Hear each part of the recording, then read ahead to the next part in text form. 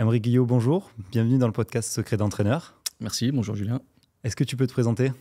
Oui, Aymeric Guillot, je suis enseignant-chercheur à l'université depuis un peu plus de 20 ans, spécialisé dans les neurosciences et la préparation mentale. Et je m'intéresse un petit peu plus particulièrement aux interactions et à comment le travail mental peut être efficace. Alors à la base, c'était plutôt pour développer la performance chez les sportifs. Et puis, on a enrichi progressivement, à travers à la fois les recherches et l'enseignement, les domaines d'application sur différentes pistes possibles. Donc on va travailler avec les patients ou les sportifs victimes d'incapacité motrice, on va travailler sur la personne également, mais bon, globalement c'est vraiment sur les processus mentaux et sur la performance, et c'est là-dessus que je fais l'essentiel de mon travail.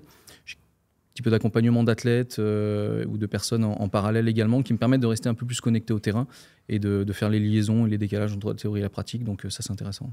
Ok, donc tu es enseignant-chercheur officiellement, mais j'aime bien ton profil parce que tu as aussi ce côté un peu entraîneur. C'est-à-dire que tu vas suivre des athlètes.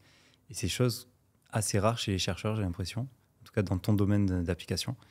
Donc aujourd'hui, on va parler pas mal de visualisation un peu sous toutes ses formes parce que c'est vraiment ta spécialité. Qu'est-ce que tu peux me dire autour de la visualisation ? Quels en sont les grands types et comment est-ce qu'on peut l'utiliser ? La visualisation, alors c'est un terme qu'on n'utilise pas énormément dans le monde scientifique, visualisation. Par contre, c'est un terme qu'on utilise beaucoup et la preuve en est, je l'ai utilisé pour mon ouvrage quand il était sorti parce qu'il est il a beaucoup de sens symboliquement et même en termes de compréhension pour les athlètes. Mais on parle un petit peu plus d'imagerie motrice, qui est une forme particulière d'imagerie mentale, mais on peut considérer que c'est synonyme, il n'y a aucune difficulté. La petite nuance vient du fait que, comme on est sur une représentation mentale d'un mouvement sans que ça débouche sur son exécution, on va construire cette représentation mentale à travers les différentes modalités sensorielles. Et donc du coup, on va combiner nos différents sens, alors nos 5 sens traditionnels, et puis le sixième sens, le fameux sixième sens d'Alain Berthoz, qui est la proprioception, et qui donnera l'imagerie kinesthésique. Et donc, du coup, on va combiner ces différents sens-là et construire une représentation qui a pour vocation d'être la plus fidèle possible par rapport à la réalité, c'est-à-dire de représenter le plus justement possible le mouvement. Et pourquoi j'utilise davantage le terme d'imagerie motrice ou de simulation motrice, un terme qu'on trouve de plus en plus également, plutôt que visualisation, parce qu'il me paraît un petit peu plus juste, un petit peu plus général, parce que dans visualisation, il y a vraiment le domaine visuel qui est prépondérant. Alors, dans l'imagerie aussi, dans l'imagerie, il y a image, donc c'est pas vraiment un argument irréfutable, mais je trouve que ça a cette connotation, en tout cas on lui donne une connotation un petit peu plus restrictive à la visualisation, ça nous enferme, ça nous cloisonne peut-être un petit peu trop dans le domaine visuel, alors que l'idée c'est au contraire de partir du domaine visuel et de l'enrichir avec les autres modalités sensorielles. Okay. Oui, effectivement, quand on parle de visualisation, on pense forcément au sens de la vue, alors que tu parlais de la sensation kinesthésique, par exemple, dans l'imagerie, qui est aussi importante. Quel type de visualisation ou d'imagerie motrice, ou on l'appelle comme on veut, existe ? Alors, en fait, on va pouvoir orienter le travail dans différents, ce que moi j'appelle des domaines d'application. Le support de travail, c'est-à-dire la représentation mentale qui combine les sens, sera le même. Par contre, le contenu, l'agencement et la manière de l'utiliser ou de le structurer sera parfois très différent, voire même opposé. Moi, j'aime bien envisager qu'il y ait 4 directions possibles, ce qui couvre, me semble-t-il, pas mal d'applications de ce qu'on peut faire avec cette approche, qu'elle soit utilisée de manière seule ou de manière combinatoire. La première, c'est peut-être la plus connue, entre guillemets, c'est toute la sphère psychologique ou mentale de la personne. C'est-à-dire qu'on va vraiment cibler le travail sur la personne. C'est-à-dire qu'on va travailler sur sa capacité à augmenter sa confiance en lui, sa motivation, de réguler les émotions, le stress, l'anxiété. On va vraiment travailler en fait sur l'état d'esprit ou sur l'affect, la capacité à rester dans les meilleures dispositions possibles pour être efficace. Et ça, pour moi, c'est un domaine, je vais tout mettre de manière complémentaire dedans parce que je trouve que ça fait un petit peu vase communicant. Quand on travaille sur la confiance, on améliore également la motivation, on diminue l'anxiété éventuelle, on régule un petit peu les émotions. Donc du coup, je trouve que quand on travaille sur une dimension, on travaille aussi sur les autres et pour moi, ça constitue un domaine à part entière. Et du coup, dans ce domaine-là, l'effet, il est indirect sur la performance. C'est-à-dire que moi, je cible l'individu et une fois que l'individu est dans de bonnes dispositions, à ce moment-là, il peut éventuellement être performant. Le deuxième domaine, qui est peut-être un peu plus récent, qui est surtout beaucoup plus rigoureux en termes de contenu et de préconisation d'usage ou de règles de pratique, c'est le domaine que je vais appeler perfectionnement technique ou apprentissage performance. où là, on cible plus l'individu, on cible son comportement, donc sa gestuelle technique et sa performance en tant que telle. Et là, l'objectif, ça va être de centrer le travail sur cette dimension-là, de manière à soit faciliter ou accélérer le processus d'apprentissage et de consolidation, soit automatiser le mouvement, soit le parfaire ou le corriger en cas d'imperfection. Et donc, du coup, cette fois-ci, on a un effet qui sera, pour le coup, complètement direct sur la performance.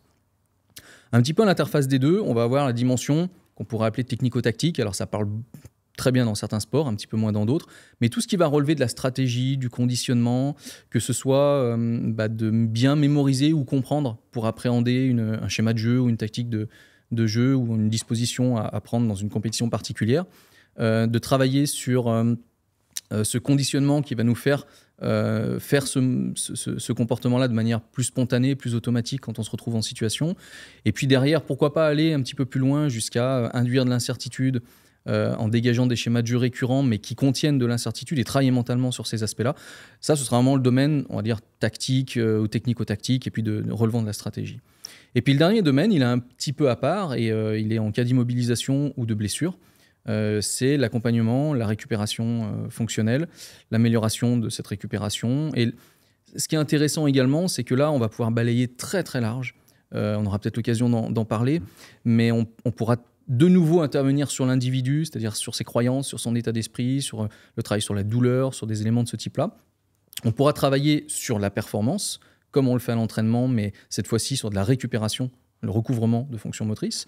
Et puis, on pourra travailler sur toute la dimension également réathlétisation, reprise d'activité, anxiété de reblessure, peur de la rechute, douleur résiduelle. Voilà, tous les éléments qui créent une forme d'inconfort et qui polluent en quelque sorte notre capacité à reprendre l'activité. Et je trouve qu'avec ces 4 entités-là, on couvre relativement bien le spectre de ce qu'il est possible de faire. Par contre, d'entrée de jeu, ça annonce la couleur, c'est-à-dire qu'en fait, ce sont des directions qui sont très diversifiées et qui, du coup, vont nécessiter des contenus qui sont potentiellement différents.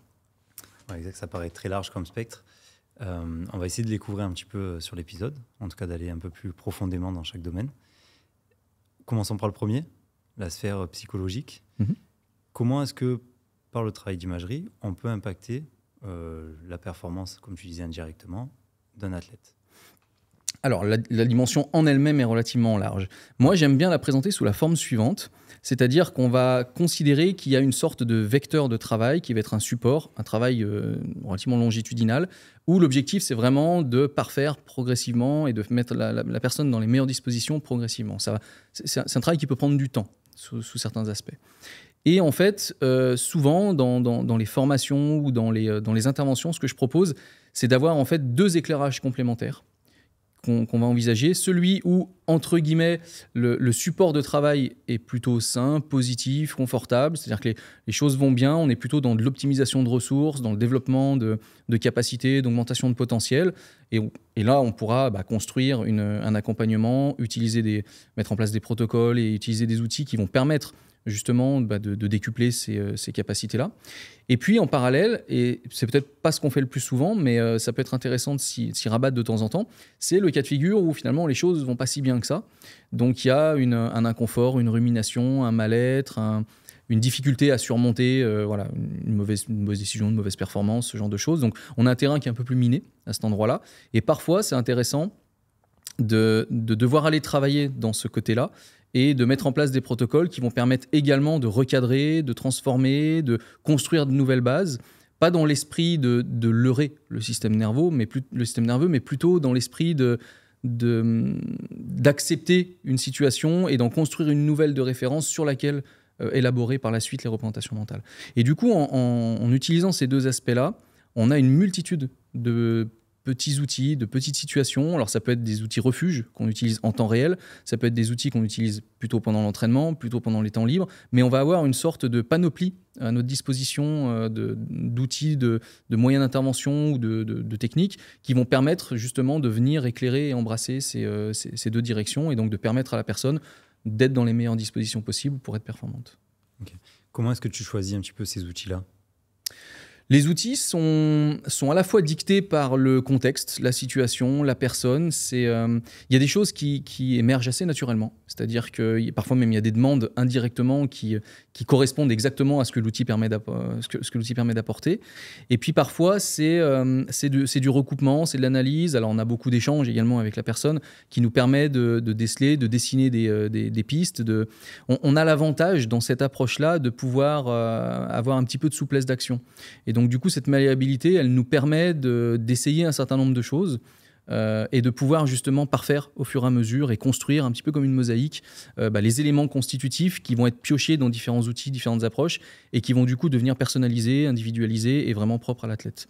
Donc, c'est un petit peu une conjonction, je dirais, entre l'envie et la connaissance de certains apports, de certaines directions, les demandes éventuelles et puis ce qui va émerger de l'alliance entre l'athlète et le préparateur et puis du contexte.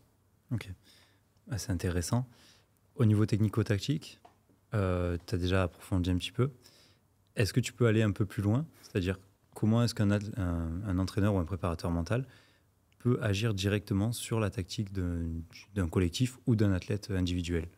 Alors, il faut savoir que c'est le domaine le moins éclairé et le moins documenté même. C'est peut-être aussi celui qui est un des plus risqués. Dans le sens où il faudra à un moment donné, j'y reviendrai, mais que la nature de la discipline incite parfois à plus de prudence en fonction des contextes et des configurations. Mais l'idée, c'est qu'aujourd'hui, si on fait une photographie de ce qui se passe dans les habiletés dites ouvertes, donc là où il y a beaucoup d'incertitudes, quelles qu'elles soient, on a énormément de choses qui se font dans le domaine mental sur la personne, ce dont on a parlé au début, et il y a quelques éléments qui se font, qui se rapprochent de la technique ou de la technico-tactique, mais sur des éléments très arrêtés du jeu, donc en fait sur des situations très fermées. Et je pense qu'on peut aller un petit peu plus loin que ça et travailler sur des situations un petit peu plus ouvertes. L'idée de base, la trame qu'il faut avoir à l'esprit, c'est qu'en fait, il faut quand même réduire ce caractère ouvert pour qu'on puisse avoir des schémas de jeu suffisamment récurrents et répétitifs pour que ça justifie en quelque sorte la prise de risque, l'anticipation, l'orientation de l'état de préparation et du coup le fait de se prédisposer à agir de telle ou telle manière. Pour donner quelques exemples, peut-être une des premières choses qu'on pourrait faire, qui est assez sécure pour le coup, c'est d'essayer d'utiliser le travail mental comme une forme de conditionnement. Un petit peu comme un travail vidéo ou comme l'ancien tableau noir dans certaines activités. C'était de répéter mentalement en fait un schéma de jeu indépendamment de l'adversaire, ne serait-ce que pour comprendre par exemple le rôle de l'individu au sein du collectif. Et donc du coup mieux maîtriser l'outil en tant que tel, la dynamique entre les personnes et le rôle que la personne peut avoir. Et puis ça on va le faire progresser, c'est-à-dire qu'après on peut faire évoluer le travail sur une meilleure mémorisation ou compréhension de ce schéma de jeu, puis une meilleure maîtrise, toujours indépendamment de l'adversaire, pour ne serait-ce qu'être capable de le mettre en place de manière pertinente et structurée. Et ensuite, on va aller chercher l'incertitude éventuelle en mettant en place les réponses possibles de l'adversaire qui seraient les plus fréquentes ou les plus faciles ou les plus fortement anticipables. Et du coup, on va réduire un petit peu le caractère ouvert, mais on va quand même inclure de l'incertitude, c'est-à-dire qu'on va prendre des risques. Et on va faire en sorte de se préparer à être beaucoup plus performant si ce qu'on a prévu se passe, ce qui nous met à défaut sur un risque de contre-performance si ça ne se passe pas comme prévu. Et c'est là que ça devient extrêmement difficile à jauger, parce qu'il y a des activités où ça, on peut se permettre de le faire. Si je prends les sports de raquettes, si je prends l'exemple du tennis, on peut assez facilement avoir à l'esprit que si je prends une mauvaise décision, d'une mauvaise anticipation ou une mauvaise lecture du jeu, qui a été renforcée par un travail mental, j'entends, et que je perds le point, je peux toujours le compenser au sein du jeu. Par contre, au foot, au rugby, je prends un essai, un but ou un essai. En sport de combat, je suis touché par mon adversaire. Les conséquences sont beaucoup plus lourdes, beaucoup plus directes et beaucoup plus difficiles à compenser. Donc il y a certainement un seuil qui est différent en fonction des activités. Et c'est là que c'est pas forcément facile parce qu'on peut pas se permettre de prendre des athlètes pour les cobayes et de tester des choses. Mais en même temps, on est un petit peu trop dans la prudence en disant on va pas trop explorer cet aspect-là et on reste finalement sur des aspects hyper fermés. Et puis, peut-être le dernier élément dans ce domaine-là, c'est aussi tout ce qui va relever d'une stratégie particulière, à l'approche d'une compétition ou face à un adversaire particulier. Je pense aux activités où il y a des systèmes de jeu bien différenciés et différenciables, ou simplement quand on cherche à imposer un rythme ou une manière de jouer à un adversaire ou un autre collectif. Ça peut être un travail de conditionnement mental, en fait, qui va faire en sorte que finalement, on va, et c'est souvent ce qu'on recherche, essayer de basculer en pilote automatique et éviter de trop tergiverser, trop réfléchir au moment où il faut le mettre, ce qui généralement nous pousse à ne pas être forcément très performant.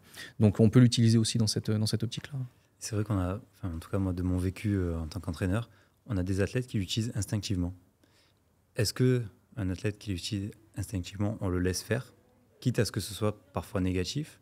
Est-ce qu'on le drive? Est-ce qu'on le prend complètement en charge? Est-ce qu'on lui donne juste des petits conseils de temps en temps? Comment est-ce que toi tu gérerais un athlète qui individuellement et instinctivement utilise ce genre d'image? Ouais, alors c'est une très bonne question parce que souvent je le prends comme l'exemple même que même si on n'a pas envie de faire de la préparation mentale, en fait on en fait et notre tête en fait. Bien sûr. Donc du coup c'est une réalité. Tout ce qu'on fait dans la vie quotidienne et donc dans la pratique sportive induit automatiquement amorce une forme de représentation mentale. Ce qui fait que notre athlète se retrouve effectivement en train d'imaginer très souvent ce qu'il a vécu ou ce qu'il aspire à vivre ou ce qu'il espère vivre. Et effectivement, de temps en temps, il le fait de manière négative. Et ça, il faut absolument le corriger. C'est-à-dire qu'on peut le laisser faire et lui laisser une forme de pratique spontanée, ça, il n'y a aucun souci là-dessus. Par contre, il faut que cette pratique spontanée-là, elle respecte les mêmes règles de pratique que le travail qui va être guidé, structuré, formalisé. Le risque de ne pas faire ça, c'est de polluer, de créer des interférences ou des effets indésirables qui vont induire des contre-performances. On a des quantités d'exemples, mais l'exemple le plus frappant, je trouve, c'est la vitesse du mouvement imaginé. C'est souvent celui-là que je prends pour illustrer les choses, parce que c'est quelque chose que spontanément, on a tendance à faire très facilement. On a très vite une dérive d'accélérer ou de ralentir les mouvements, parce qu'on a cette capacité, cette malléabilité-là mentalement. Et généralement, quand on le fait spontanément, on a plutôt tendance à ralentir d'ailleurs.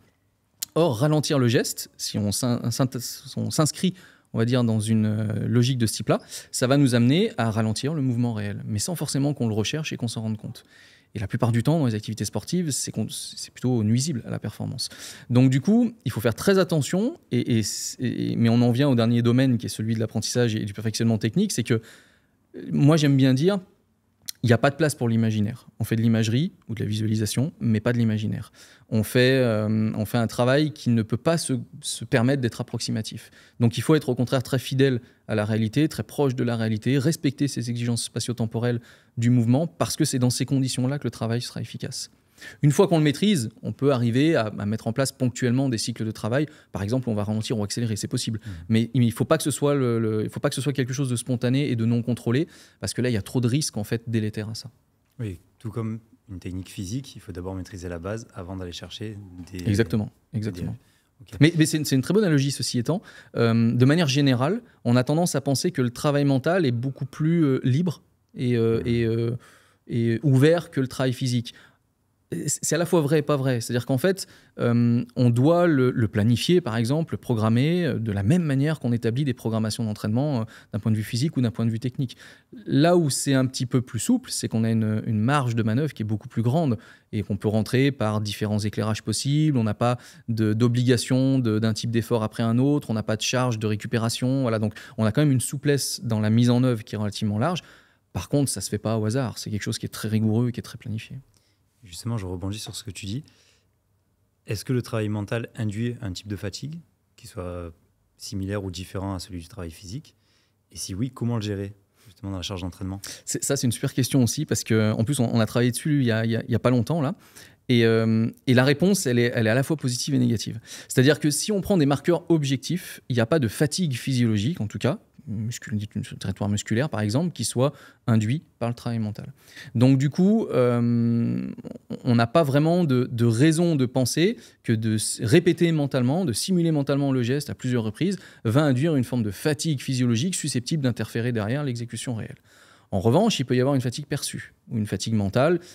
Et ça, c'est quelque chose qu'on observe assez souvent avec les athlètes ou les praticiens, surtout quand ils n'ont pas l'habitude, parce que c'est quand même un travail qualitatif qui demande une focalisation attentionnelle, qui demande un contrôle de ce qu'on imagine.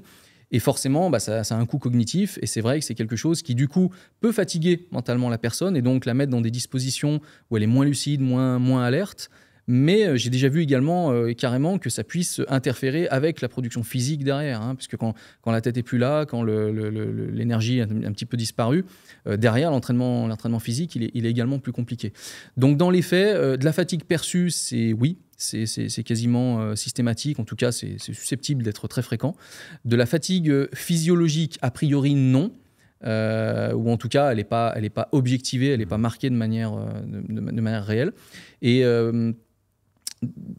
l'interaction entre les deux, je dirais, résulte de l'athlète. Après, c'est contextuel et évidemment, on va tenir compte aussi de son ressenti, de son perçu, même si c'est quelque chose de très, c'est quelque chose qui est réel pour lui, mais c'est quelque chose qui est très abstrait en réalité. Mais si lui a le sentiment, voilà, que ça interfère, on va orchestrer et organiser ça différemment.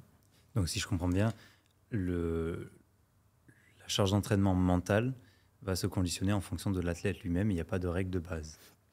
Oui, il n'y a pas de vraie règle de base, il y a quand même une tendance. C'est-à-dire qu'en fait, on doit individualiser le travail à terme. C'est quelque chose qui est important.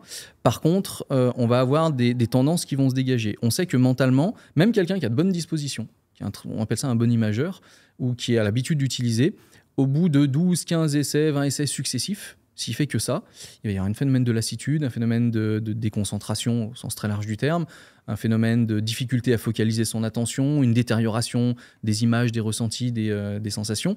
Donc du coup, le travail va s'effriter et être moins intéressant par la suite.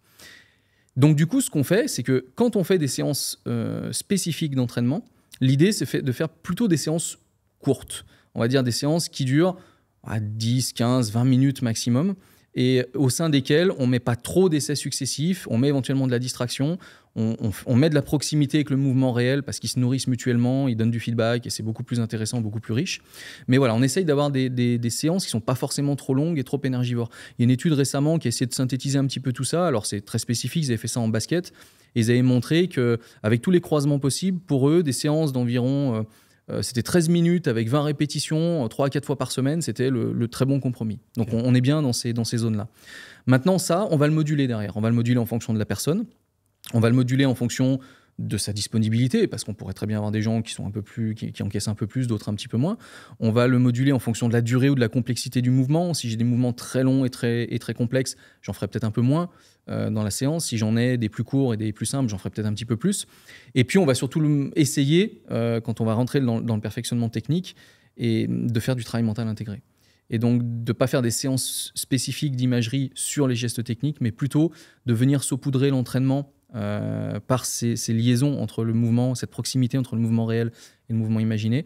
Ce sera beaucoup plus qualitatif, il y aura moins de quantité de pratique, mais qui sera plus efficace. Et en plus, on sera dans les meilleures conditions physiologiques et contextuelles. Tu viens d'anticiper ma prochaine question. Ah bon, ouais. Donc c'est parfait, je voulais te demander justement si on devait dissocier ou on pouvait intégrer. Ouais. Alors, en fait, ça dépendra des objectifs. Hein. Si je prends l'exemple du perfectionnement technique, très clairement, la meilleure préconisation, c'est d'intégrer. Maintenant, ça ne veut pas dire qu'on ne peut pas dissocier. Et ça peut être intéressant. C'est juste que si là maintenant, je te demande d'imaginer dans ton activité une séquence, bah, tu es obligé de faire un deuxième effort qui est de recontextualiser pour te remettre dans le contexte de pratique. Et ensuite, donc on complexifie un tout petit peu le travail. Et forcément, quand on a des capacités d'imagerie moyennes ou relativement faibles chez les sportifs qui n'ont pas l'habitude, bah, c'est plus compliqué. Donc clairement, dans le perfectionnement technique, l'intégrer, c'est ce qu'il y a de mieux. Je dirais dans le technico-tactique, c'est aussi peut-être intéressant parce qu'on reste connecté quand même au contexte dans lequel on évolue. C'est quand même pas mal. Par contre, si on travaille sur la confiance, sur l'anxiété, sur les émotions, là, on peut complètement dissocier, au contraire. Sur de la fin d'entraînement, voire sur des séances spécifiques en dehors, tout seul chez soi. Enfin, on peut aller chercher. Voilà. Donc, ça va vraiment dépendre de ce qu'on veut faire. Mais pour le perfectionnement technique, ouais, je te rejoins complètement. Il faut que ce soit intégré. Et je change de sujet sans changer. Est-ce que, tout comme l'hypnose, ça amène à un état modifié de conscience? Ou est-ce que non, on est conscient de manière classique quand on fait de l'imagerie? Alors, je fais oui de la tête, mais la réponse, c'est non, en fait. Non, on n'amène pas la personne dans un état modifié de conscience. Ouais. Donc, on n'utilise pas les suggestions, comme on peut les utiliser en hypnose. On ne fait pas de sophronisation non plus, comme on peut retrouver dans des techniques comme la sophrologie. Parfois, c'est intéressant de les combiner quand on va travailler sur la personne. Donc, l'anxiété, une nouvelle fois, la confiance, les émotions. Là, on peut se permettre de le faire. Ou quand on travaillera sur la douleur également, c'est quelque chose qu'on peut faire. Mais par contre, quand on travaille sur la technique gestuelle, on n'a pas besoin en fait de cet état-là. Encore une fois, c'est pas qu'il est systématiquement incompatible, c'est qu'il n'est pas nécessairement utile. Donc parfois, ça peut très bien être concilié. Parfois, ça devient problématique. En fait, plus on va se rapprocher des situations où il faut être très proche physiologiquement de la réalité, notamment en termes d'éveil, plus ces approches-là sont entre guillemets à prendre avec précaution et à bien maîtriser, parce que l'idée, c'est pas de diminuer l'éveil physiologique. Alors j'entends qu'on puisse faire une forme de relaxation dynamique, on puisse faire des suggestions sans forcément baisser l'éveil physiologique. Donc dans ce cas-là, j'ai envie de dire, il n'y a pas de raison de ne pas, pourquoi pas tester et utiliser. Mais s'il y a ce risque-là de diminuer l'éveil physiologique et donc du coup de se mettre dans des conditions physiques qui sont incompatibles avec ce qu'on va imaginer, on crée une difficulté supplémentaire. Donc voilà, on n'a pas vraiment besoin, en réalité, on le fait de manière complètement consciente. Généralement, on le fait dans un état basal, donc comme on peut avoir là lors de cette discussion, ou dans un état un petit peu plus activé, avec un petit travail d'échauffement au préalable, qui pourrait être un échauffement mental ou un échauffement physique d'ailleurs. D'accord, super. Je repars sur la gestuelle technique. Après, on ira sur justement la gestion des blessures et la douleur. On parlait de ne pas dévier au niveau spatio-temporel. Qu'est-ce qui fait un bon imageur? Parce qu'il y a des gens qui vont réussir à le faire naturellement, d'autres non, d'autres qui vont se voir à la première personne, troisième personne. Ouais. Qu'est-ce qui fait un bon imageur? Et quelle est la différence entre quelqu'un qui va faire de l'imagerie en étant un bon et un moins bon imageur?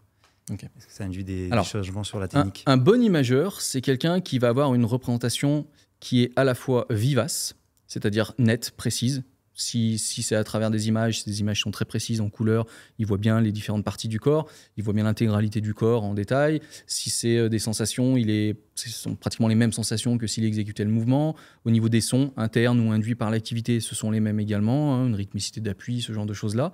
Et puis au niveau des sensations tactiles également. Donc voilà, quelqu'un qui va avoir une imagerie vivace, c'est-à-dire très précise et très claire dans cet esprit-là. Ça, c'est la première dimension. Il y en a 4, des dimensions. La deuxième, c'est l'exactitude. Et l'exactitude, on retombe sur cette fidélité par rapport à l'exécution réelle. Je laisse de côté le travail sur la visualisation de réussite en confiance, où là, on peut se permettre des choses qu'on n'a pas forcément vécues. Mais sur le perfectionnement technique dont on parle, là, il faut qu'il y ait cette exactitude, elle est importante. Et elle est vraiment différente de la vivacité. C'est-à-dire qu'on peut tout à fait envisager une imagerie de quelque chose qui n'existe pas. Humainement, c'est pas possible, mais c'est extrêmement précis. On le fait avec une netteté qui est déconcertante. Ensuite, il y a le contrôle. Le contrôle, c'est la capacité à manipuler ce qu'on imagine. Donc, changer l'angle de vue, changer la couleur, pourquoi pas, changer l'orientation, passer du 2D à la 3D, le transformer, voilà, être capable de maintenir également cette information sur son écran virtuel. Là, c'est quelque chose qui relève plutôt du contrôle. Et puis, la quatrième dimension, qui est un petit peu différente, c'est la temporalité, qu'on a évoqué à plusieurs reprises. Et cette temporalité, alors on la retrouve dans la consigne de conserver les exigences visio-spatiales, mais cette temporalité, voilà, faut qu'elle se rapproche de celle du mouvement réel pour éviter les effets délétères dont on parlait tout à l'heure. Donc un bon imageur, c'est quelqu'un qui va déjà avoir ces 4 éléments-là. Ce qu'il faut bien avoir à l'esprit, c'est que la temporalité vient toujours après. Et elle doit toujours venir après. Parce que si on pose le problème de la temporalité à quelqu'un qui n'a pas une imagerie constituée de bonnes, au niveau des différents sens, de bons marqueurs, on lui double la difficulté. Et il risque de rentrer dans le temporel, mais en ayant quelque chose de très flou, très approximatif. Donc on va toujours privilégier en fait le développement de la vivacité des représentations. Et une fois que celle-ci, que ce développement-là est réalisé, à ce moment-là, on attire l'attention sur le temporel dans un deuxième temps. Et à partir de là, un bon et un mauvais imageur, entre guillemets, c'est quelqu'un qui va être capable de respecter ou de maintenir cette qualité de travail, de la mettre au profit de son entraînement et de son objectif, et ensuite de tracer un chemin, on va dire, qui va lui permettre d'en tirer davantage de bénéfices. Mais si on fait le parallèle avec le système nerveux, on va retrouver ce principe d'efficience neurale et de cartographie cérébrale des experts et des débutants. On a un cerveau expert en imagerie, comme on a un cerveau expert sur le mouvement, et en fait, on va façonner, on va moduler la signature neuronale ou j'aime bien parler de la mélodie qui est jouée par le système nerveux pour que finalement on ait une sorte de circuit d'expertise qui soit visible chez le pratiquant avancé et qui soit une sorte de template à atteindre pour un mauvais imageur ou un débutant qui aspirerait. Alors, l'idée étant pas de reproduire l'existant ou exactement la même chose, mais d'aller dans la direction avec l'implication des structures qui sont des régions d'intérêt fortement impliquées dans la représentation mentale. Donc on a cette cartographie cérébrale qui vient valider justement cette différenciation bon-mauvais imageur. Par contre, ce que je tiens à préciser, et j'insiste là-dessus, c'est qu'il n'y a aucune raison de vouloir déterminer des critères d'éligibilité à l'imagerie. Et ça, c'est quelque chose qu'on trouve plutôt dans le domaine clinique, mais je suis assez prudent aussi sur ce qu'on pourrait voir dans le domaine de l'entraînement. C'est-à-dire qu'en fait, pratiquement tout le monde est à même de pouvoir bénéficier du travail mental. Peut-être, alors certains patients peuvent avoir des lésions qui justifient que c'est plus compliqué, mais on a quand même montré que de très très très nombreux patients conservaient leur capacité d'imagerie intacte et étaient capables d'utiliser, donc d'en bénéficier. Mais on a, à part une déficience mentale qui, par exemple, pourrait perturber la compréhension des consignes ou la capacité d'abstraction de la personne, il n'y a pas de raison de ne pas pouvoir faire de l'imagerie, de ne pas pouvoir en bénéficier. Et souvent, ce qui pousse alors les chercheurs surtout, mais disons chercheurs, éventuellement praticiens, à déterminer qui est à même de pouvoir en tirer le plus de bénéfices, qui est le plus éligible à ce travail-là, c'est de simplement tenir compte des variations interindividuelles qui sont très fortes au départ. On a des gens qui n'ont jamais fait d'imagerie, qui vont très bien y arriver, d'autres qui auront un peu plus de difficultés. Mais par contre, ça se nivelle assez bien avec des exercices de base, des fondamentaux, et ça permet une forme de familiarisation qui, très rapidement, donne le support suffisant pour pouvoir développer le travail et en bénéficier par la suite. Donc, il n'y a pas vraiment de critères d'éligibilité, il y a une vraie différence interindividuelle au départ, mais elle se gomme relativement facilement. Un peu comme dans la technique classique physique. Exactement, un peu comme dans des prédispositions ou une capacité à transférer d'un apprentissage à un autre. Il fait qu'on ne part pas avec le même niveau initial. Ça ne veut pas dire que celui qui est en dessous, il n'a pas de compétences à développer dans son activité. Complètement. Ok, super. Et est-ce qu'il y a des choses qui vont être un peu transversales, par exemple? Est-ce que l'utilisation de l'imagerie va aider à la concentration ou au focus attentionnel, etc., dans le sport ou dans d'autres activités d'ailleurs? Ou est-ce que c'est vraiment très spécifique, très orienté vers la tâche donnée et demandée? Alors, c'est un petit peu des deux en réalité. C'est-à-dire qu'il y a toujours ce souci qu'il faut respecter les exigences visio-spatiales du mouvement, donc c'est efficace sur le mouvement qu'on a travaillé mentalement. Donc il y a ce côté un petit peu effet tunnel, un peu restrictif, qui fait que ça va fonctionner, mais le transfert, il n'est pas toujours possible. Alors pendant longtemps, on avait même montré qu'il n'était pas possible du tout. Il est possible en réalité dans certains cas de figure, surtout quand on centre le travail mental plutôt sur les mouvements complexes et techniques, ce qui permet du coup d'étendre les bénéfices à des mouvements plus simples, mais ça ne marche pas dans l'autre sens. Donc j'ai envie de dire, intrinsèquement, la nature du travail fait que c'est plutôt quelque chose qui est ciblé sur ce qu'on a fait, et que dans l'absolu, si on veut progresser dans un domaine, il faut travailler mentalement dans ce domaine-là. Maintenant, on a quand même des notions qui sont effectivement un peu plus transversales et que tu dois pouvoir réinvestir. L'exemple de la concentration ou de la focalisation attentionnelle en est une. La régulation des émotions également, ça va en être une autre. Et finalement, on retrouve quand même ce côté transversal sur le fait que la manière dont on va travailler, par exemple chez les sportifs, on va retrouver des choses très similaires chez les musiciens, chez les professionnels qui ont un métier manuel, par exemple, kinésithérapeutes, les ergothérapeutes, les chirurgiens l'utilisent énormément également. Donc du coup, les architectes, pour une autre raison, plutôt l'appréhension de l'espace, mais on va retrouver quand même une forme de transversalité dans la pratique. Et du coup, en réalité, il va y avoir des compétences qu'on va pouvoir développer et réinvestir, ou en tout cas, on va pouvoir réorienter un travail développé dans une activité assez facilement dans une autre. Il y aura des nuances, hein. L'exemple de la temporalité chez les musiciens, c'est une très bonne nuance, mais les musiciens peuvent se permettre de ralentir un petit peu, ils le font d'ailleurs quand ils apprennent, parce que pour eux, quand ils reviennent à la pratique, la musicalité est dictée par le rythme. Donc forcément, ils n'ont pas ce risque-là de dénaturer, alors que le sportif, non.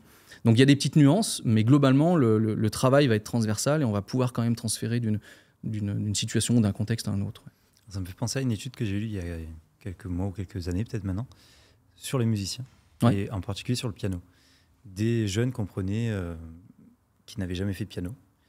Un groupe faisait de l'imagerie en amont, sans toucher à un clavier. L'autre groupe touchait au clavier dès le jour 1. Et on voyait qu'en fait, quand on les mettait à la fin, au bout de... Alors, il y a un groupe qui a 20 heures de pratique et l'autre une dizaine d'heures. Finalement, ceux qui ont fait de l'imagerie avec une dizaine d'heures sont plus performants et ont de meilleurs résultats que le groupe de 20 heures. Et donc, est-ce que sur l'apprentissage d'une nouvelle tâche, est-ce qu'il vaut mieux perdre du temps à imager ou pratiquer directement d'après toi? Alors, je vais répondre en deux temps, parce que ce que tu décris, c'est peu fréquent. C'est-à-dire que le travail mental va toujours rester inférieur au travail physique, généralement. Dans 99% des cas, les études montrent assez bien que le travail mental permettra de progresser de manière significative, mais toujours moins que le travail physique. Par contre, la combinaison des deux, ça va être la formule gagnante. Et là, on va avoir une pente de progression qui va être beaucoup plus importante. Maintenant, pour répondre à la tâche complètement nouvelle, je dirais que si on n'a absolument jamais fait le mouvement, c'est plus intéressant d'aller pratiquer dans un premier temps, ne serait-ce que sur quelques essais, pour se confronter à la réalité, pour avoir des retours sensoriels, on va dire, qui soient perceptibles et qu'on puisse construire par-dessus et réévoquer mentalement. Parce que sinon, le risque, si la tâche nouvelle est assez complexe, si elle est simple, ça va. Mais si elle est complexe, le risque, c'est de le faire de manière assez approximative, sans repère. Et donc, du coup, on risque d'avoir l'esquisse du mouvement, mais on n'est pas sur le programme moteur généralisé du geste en tant que tel. Donc du coup, on n'est pas sur le plan de coordination musculaire qui serait normalement nécessaire pour faire le mouvement correctement. Donc je pense qu'il vaut mieux aller le faire un petit peu et ensuite faire un petit peu d'imagerie, même si on pourrait envisager que le simple fait de se projeter dans une situation qu'on n'a jamais vécue puisse permettre de mieux appréhender le contexte. Voilà. C'est pas universel ce que je dis, mais sur la maîtrise du geste en tant que tel, c'est toujours mieux d'avoir fait ne serait-ce que quelques essais au préalable. Ok, super. Je reviens sur le bon imageur et le mauvais imageur. Ouais. On voit qu'il y a dans certains sports où l'imagerie est totalement prédominante. Je pense au sport mécanique, au ski, tout ce qui est pilotage. Est-ce que dans les autres sports, c'est un critère prédominant pour atteindre l'élite de ce sport-là? Je prends l'exemple en sport de combat.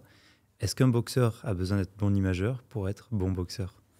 Alors, je ne le dirai pas de manière aussi directe. Ouais. Je pense que très clairement, ça fait partie des facteurs de performance et qu'il met beaucoup plus de chance et d'atouts de son côté en ayant des bonnes dispositions mentales sur l'imagerie ou sur d'autres aspects pour être performant. Maintenant que sans cette dimension-là particulière, il ne puisse pas être performant, c'est pas aussi simple que ça. Donc c'est pas un atout. Alors ça va être un atout indispensable de mon point de vue dans les facteurs de performance de l'individu.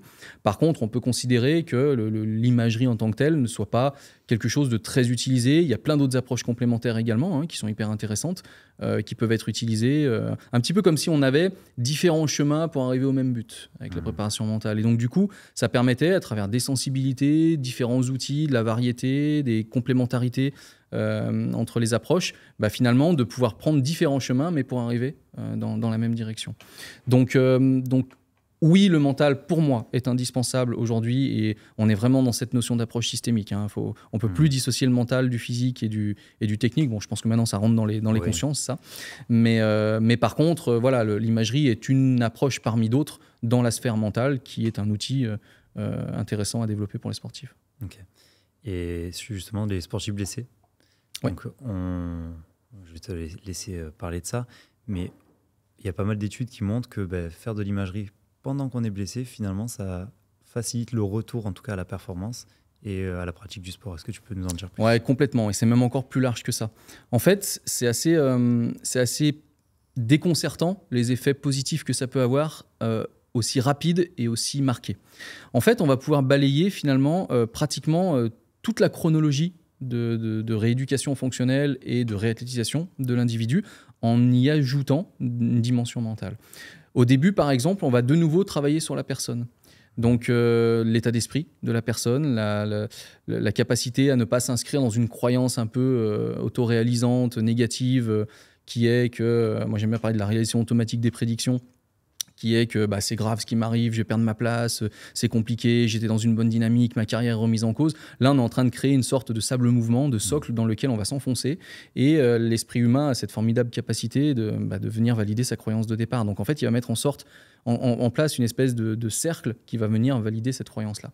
Alors l'idée, c'est pas d'aller à l'extrême opposé et de tomber dans un optimisme cruel où tout est beau, mais de quand même être dans un état d'esprit qui est propice à la récupération et qui est plutôt dirigé vers l'acceptation de la situation, l'adhérence au programme de rééducation, la confiance et la conscience en ses chances de récupération et donc la projection mentale sur ce qui va se passer.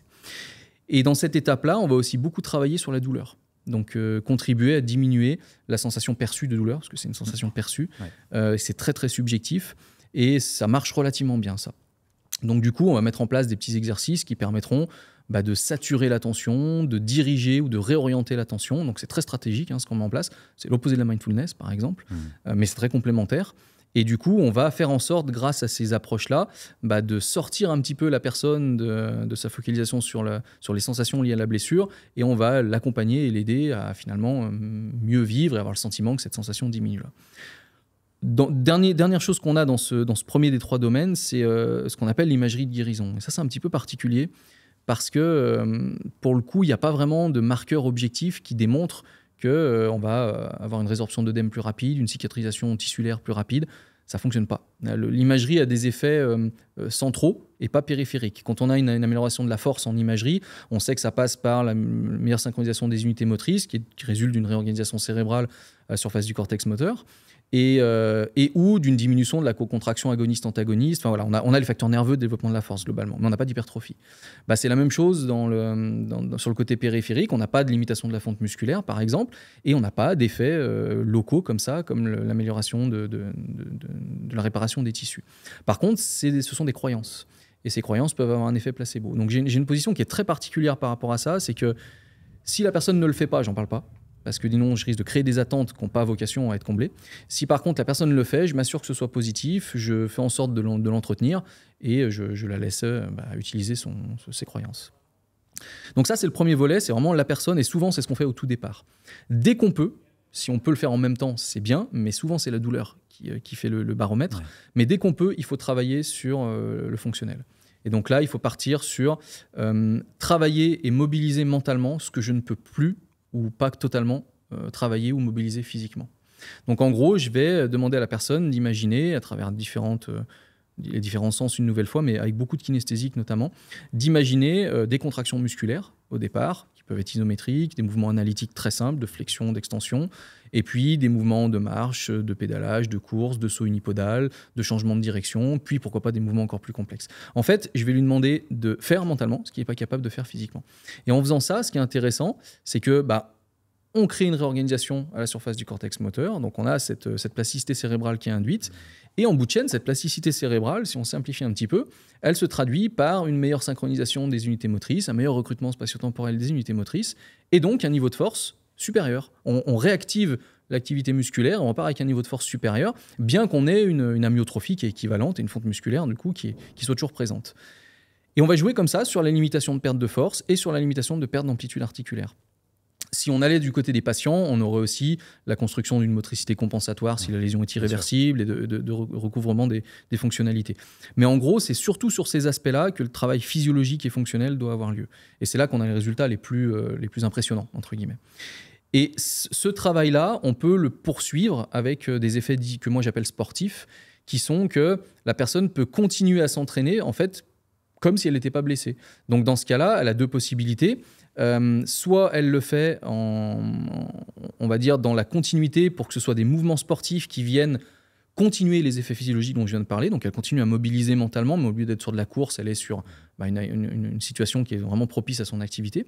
Soit carrément, elle fait comme si elle n'était pas blessée, c'est-à-dire que je lui fais un travail technique, un travail tactique, un travail sur la confiance, sauf qu'elle le fait en étant blessée. Donc pour faciliter ça, je vais la recontextualiser avec de la vidéo, avec de la réalité virtuelle, pourquoi pas, avec le fait de la faire venir sur le lieu de pratique. Voilà, je vais l'immerger pour que ce soit un petit peu plus prégnant, et puis à partir de là, elle peut mettre en place un travail. Mais dans ce cas-là, si elle met en place ce travail, c'est comme si elle était en apprentissage technique, donc c'est de nouveau avec les règles de pratique qui sont très établies et cette exactitude de l'imagerie. Donc en fait, on peut vraiment balayer très très large et suivre le sportif. À la toute fin, on va avoir de la réathlétisation. Et sur la réathlétisation, je crois que tu l'évoquais tout à l'heure, il y a cette douleur résiduelle, cette appréhension, ce sentiment d'inconfort parfois qui fait que on a récupéré, on a le feu vert du staff et des médecins, mais on n'est pas convaincu, on n'est pas confiant sur la solidité de son articulation. Et donc du coup, là, on peut utiliser le travail mental pour chasser ses croyances, chasser ses doutes, chasser ses appréhensions et se conditionner finalement à être de plus en plus efficace. Donc là, on va faire un travail vraiment préalable aux exercices de fréquence, de récupération qu'on a dans la réathlétisation, et on va essayer de faciliter cette transition et ce retour à la pratique. Donc on va vraiment balayer très très large. On pourra même se poser la question de la prévention. Ok. On peut l'aborder si tu veux. On peut l'aborder, avec grand plaisir. En fait, la prévention, moi j'aime bien finir en disant tout ça c'est génial, mais c'est curatif. Donc est-ce qu'on ne peut pas aussi faire de la prévention ? Après, évaluer l'efficacité d'une prévention, c'est compliqué, parce que si je mets un groupe qui s'entraîne mentalement et l'autre pas, et que le groupe qui a fait de l'imagerie ne s'est pas blessé, il y a absolument rien qui me garantit que sans l'imagerie, il se serait blessé. Donc la prévention dite primaire comme ça, c'est très compliqué. C'est un peu d'ailleurs comme si on voulait affirmer que le travail mental va permettre de récupérer plus vite. Moi, je ne peux pas affirmer ça. Il va permettre de récupérer mieux, mais pas forcément plus vite. Il peut, tant mieux si c'est le cas, mais ce n'est pas l'objectif. L'objectif, ce n'est pas de déjouer le diagnostic médical. Donc là, pour la question de la prévention, ce qu'on peut aller regarder, c'est la prévention dite secondaire. Nous, on l'avait fait à travers une étude sur la coiffe des rotateurs au niveau de l'épaule, et on avait montré qu'en fait, le fait de mobiliser mentalement des mouvements de l'articulation, donc des mouvements du bras qui engageaient l'épaule, eh bien, ça permettait de récupérer en amplitude articulaire chez cette population qui était atteinte du syndrome de la coiffe des rotateurs. Et ça a permis de mettre en évidence une forme de prévention des conséquences aggravantes de la blessure. C'est une forme de prévention secondaire, donc ça peut être intéressant. On est un peu à cheval entre le curatif et le préventif, mais c'est quand même quelque chose qui, du coup, prévient d'une situation qu'on n'a pas envie de rencontrer ou qu'on redoute. Donc ça reste intéressant. Ça rejoint, je trouve, toute la visée prophylactique de l'entraînement, où l'objectif, c'est de faire en sorte de maintenir le côté sain de l'organisme. Donc, dans cet esprit-là, je pense qu'on peut mettre en place des choses par imagerie. C'est un petit peu plus exploratoire, parce qu'il n'y a pas énormément de choses de faites, et c'est dur de les objectiver. Mais à mon sens, c'est tout à fait justifié. Ouais. Moi, j'ai une question. Au niveau de la plasticité cérébrale ou neuronale, on entend un petit peu les deux termes. Est-ce que l'imagerie vient créer de nouvelles connexions ou empêche des connexions de se défaire? Je ne sais pas si tu vois ce que je veux dire. Il y a un peu des deux en réalité. C'est jamais unilatéral de toute façon de cette manière-là. En fait, ce qu'on va observer de manière générale, c'est que la plasticité cérébrale qui s'inscrit grâce au travail mental, elle va refléter la plasticité cérébrale qu'on observe lors de l'apprentissage réel. Donc en gros, on sait qu'il y a des évolutions entre différents réseaux, différentes régions, et qui au fur et à mesure de l'apprentissage vont s'installer. On observe exactement la même chose en imagerie. Dans d'autres études, ils montrent que la carte corticale, c'est-à-dire la population de neurones qui est responsable normalement de la motricité des muscles concernés, va s'étendre si on la surexprime, si on l'utilise, que ce soit par l'entraînement physique ou par l'entraînement mental. Ce qui est l'inverse de l'envahissement qu'on observe chez les amputés notamment. Et donc du coup, cette plasticité-là, elle va se matérialiser par de nouvelles connexions, par des réorganisations de certaines connexions existantes. Donc il peut y avoir finalement les deux directions que tu évoquais, sans aucune difficulté. C'est quelque chose d'assez complexe, mais on a vraiment cette dynamique qui recrée celle de l'exécution réelle. On retrouve vraiment cette évolution-là, cette cinétique, on va dire, dans la plasticité cérébrale à l'issue du travail mental que l'on a après le travail physique. D'accord. Ouais, donc toujours tempérer un peu la réponse, c'est jamais oui-non. Comme dans tous les domaines. C'est un petit peu trop simpliste d'aller dire oui ou non, mais il y a un petit peu des deux. Ouais. Est-ce qu'il y a un âge où on peut commencer ce travail mental, ou est-ce que tu le préconises même chez les jeunes, chez les enfants? Alors, je ne crée pas de suspense, je le préconise même chez les jeunes, voire chez les très jeunes, chez les enfants, à quelques nuances près. C'est-à-dire qu'en fait, si on raisonne sur ce que dit la théorie, c'est que l'imagerie, c'est une forme d'abstraction. On a une projection mentale sur quelque chose qu'on ne fait pas. Il y a une forme d'inhibition de la réponse motrice, ou en tout cas de facilitation incomplète de cette commande motrice, qui fait que ça ne débouche pas sur le mouvement. Et donc, du coup, on est déconnecté du mouvement. Mais tout se passe presque comme si on allait faire le mouvement, puisqu'on engage le système nerveux de manière comparable. Donc, du coup, on est sur une forme d'abstraction qui n'est pas évidente et qui, au fur et à mesure du développement de l'enfant, n'est pas disponible tout de suite. Ça, c'est des choses qui sont vers l'âge de 12-13 ans en moyenne. Et même un petit peu plus tard, cette capacité à vraiment se déconnecter du mouvement et à apprécier une bonne temporalité, une bonne prédiction temporelle, c'est vers 14 ans même parfois. Donc, du coup, on a cette nuance-là, cette première nuance-là, mais il va y en avoir d'autres. Mais en réalité, le travail reste sur de la motricité. Donc finalement, on se rend compte que même les enfants du stade précédent, vers 7-8 ans, pour peu qu'ils soient impliqués dans une pratique régulière, avec compétition sérieuse et pas simplement dans quelque chose de ludique, ils sont tout à fait capables en fait, de faire un travail avec ces petites nuances-là, comme le font les adultes. Par contre, ce qu'on va faire, c'est qu'on va très clairement présenter la chose de manière beaucoup plus ludique, beaucoup plus connectée au mouvement, beaucoup plus de distraction également, parce que la lassitude, elle arrive très très vite, contrairement à un adulte. Déjà, chez un adulte, ça peut arriver, mais chez un enfant, ça peut arriver beaucoup plus vite. Ok. Ça, est-ce que tu penses que tous les entraîneurs peuvent le mettre en place, ou il faut vraiment avoir des gens qui sont spécialisés dans ce domaine-là? Comment est-ce que ça peut se passer pour le mettre en place sur la séance? Il faut avoir ou des gens qui sont compétents ou des gens qui ont été formés ou faire des formations pour pouvoir justement avoir les outils corrects, les prérogatives. En fait, il faut avoir tous les tenants et les aboutissants du travail. Le travail, une fois qu'il est intégré, qu'on l'a apprivoisé, en soi, le travail n'est pas extrêmement compliqué. Donc derrière, on agence, on structure, on contrôle, mais c'est de l'accompagnement. Donc il y a des choses que les entraîneurs peuvent s'approprier et mettre en place de manière relativement facilement. Maintenant, ça ne remplacera jamais un spécialiste de la discipline, et notamment quelqu'un qui va s'inscrire dans un accompagnement et pas simplement dans une juxtaposition d'outils et l'utilisation d'un outil tel qu'il l'a vu ou tel qu'il a été formaté. C'est un outil forcément qui va devoir ajuster, individualiser. Je le vois vraiment comme une posture d'accompagnant et pas comme un prestataire de service. Donc de ce point de vue-là, c'est difficile de se dire tiens, je vais faire des formations très isolées, très opérationnelles, entre guillemets, où il y a surtout des outils. Et derrière, avec ma palette d'outils, je vais être en mesure de pouvoir l'utiliser efficacement. On pourra faire des choses. La personne pourra faire des choses très clairement avec des outils et parfois elle utilisera l'outil de manière pertinente. Mais par contre, elle n'aura pas le recul, le liant et l'accompagnement que la posture du préparateur mental peut lui apporter. Donc c'est quand même intéressant, je pense, d'être accompagné, d'être guidé ou d'être formé dans cette optique-là ou d'avoir quelqu'un dans le staff qui a cet éclairage-là pour que les choses puissent s'inscrire, on va dire, dans un suivi, pas simplement dans quelque chose de ponctuel. Ok, super. Je rebascule un petit peu en arrière pour te demander les applications au niveau des vitesses. Parce qu'on parlait de modifier la temporalité de certains mouvements avec un certain niveau de maîtrise, on s'entend bien.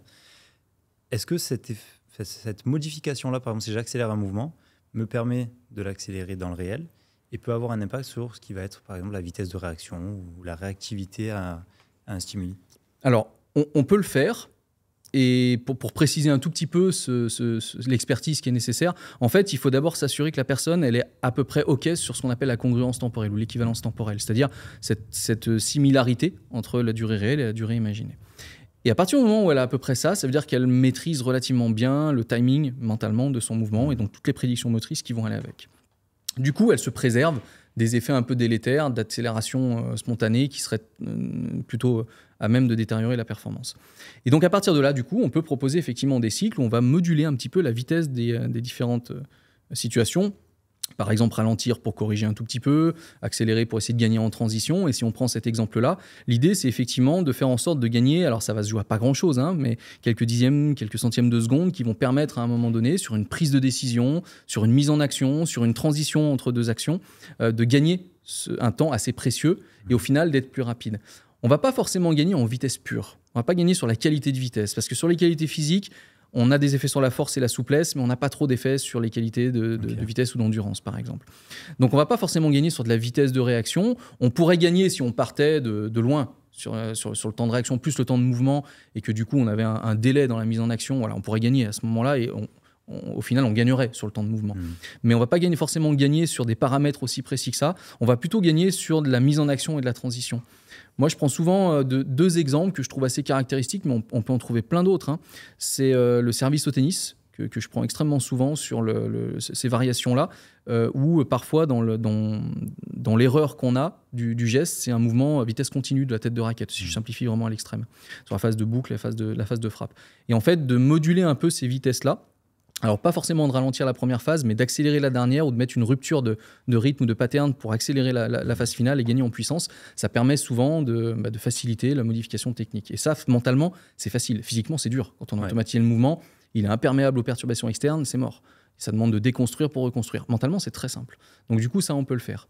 L'autre exemple, si on prend un sport co, la chandelle en rugby, par exemple, la réception d'une chandelle en rugby, où il y a toute une lecture de trajectoire et d'ajustement par rapport au ballon. Et puis, au moment de la réception, la mise en action sur les premiers appuis, alors pas sur les forces de poussée nécessairement, ou sur le temps de vol, ou sur des éléments vraiment caractéristiques de vitesse, mais sur la jonction de ces deux phases-là. C'est là-dessus qu'on peut gagner un petit peu de temps. Et là, du coup, le travail mental, de jouer sur cette variation de vitesse-là, ça peut être intéressant. Ok, donc il y a une vraie application pratique. C'est en ça, moi, que j'aime bien étudier l'imagerie. C'est vrai que je l'ai rarement mis en place avec mes athlètes parce que y a une complexité quand même assez importante. J'ai déjà envoyé des athlètes vers des prépas mentaux qui bossent avec ça, mais très, très dur sur le terrain. Je suis préparateur mental. J'ai un entraîneur qui fait appel à moi pour bosser avec mon groupe. Est-ce que des séances collectives sont envisageables ou est-ce que c'est vraiment 100% individuel? C'est envisageable, ça va dépendre de ce qu'on veut faire. Si on travaille sur la technique, c'est plus compliqué. On pourrait envisager des situations il peut y avoir des protocoles. Je pense à un protocole de correction gestuelle que je propose de temps en temps, où les gens peuvent tous le faire en même temps, mais sur des contenus différents. Donc on peut le mener collectivement, même si le travail est individualisé. En fait, ça va toujours être sous cette forme-là. Quand on fait un travail collectif sur l'imagerie, c'est que c'est un travail mené collectivement, mais qui fait appel à quelque chose d'individualisé. Sur une fin d'entraînement, quand on demande à des personnes de simplement reprendre conscience, laisser revenir des choses qui ont bien fonctionné, voire de faire un pont, une petite futurisation vers la mise en application en compétition, ils vont aller chercher chacun des trucs un peu différents. Ça peut être des états d'esprit, des comportements, des choses un peu plus abstraites, des choses qui se dégagent. Enfin, voilà. Donc, chacun va aller chercher ce qu'il veut. Donc, de ce point de vue-là, on peut être amené à proposer des séances collectives. Il y a même des formes de travail. Je parlais souvent avec un collègue préparateur mental qui est en Belgique, qui lui fait énormément d'aller-retour entre les personnes. C'est-à-dire qu'il fait commencer l'imagerie avec une personne, il la fait poursuivre avec une autre, fait une sorte de ping-pong ou d'échange, en fait, ce qui oblige à être attentif, d'être dans une écoute mutuelle attentive et d'être capable de construire la représentation que l'autre a, de la maîtriser et de l'enchaîner derrière. Donc, ça, c'est des choses qu'on peut faire. Après, dans la grande majorité des mises en situation, ça va être un travail individualisé. Ça va même parfois être un travail où le préparateur mental ne sera pas tout le temps avec l'athlète. Donc un athlète qui, pendant l'entraînement, ne va pas aller segmenter et interrompre l'entraînement toutes les 2 minutes. On va préparer en amont, il va mettre en place sur les temps de repos, les temps de récup ou les temps sur lesquels il peut mettre en place ce travail mental. Puis on va réajuster, on va faire un débrief et réajuster par la suite a posteriori. Donc du coup, ça reste quand même un travail qui, par définition, très rapidement s'individualise et se personnalise, même si on peut parfois le mener collectivement. Et comment se passe sur le terrain un suivi avec un prépa mental sur un travail d'imagerie, je parle toujours. Concrètement, est-ce qu'on se voit toutes les semaines? Est-ce qu'on se voit tous les jours? Est-ce qu'on est en distanciel? Est-ce qu'on se voit une fois par an pour donner des directives? Comment est-ce que tu fais, toi? Alors, peut-être pas la dernière solution, j'exagère, un peu violente, mais après, tout peut être envisageable.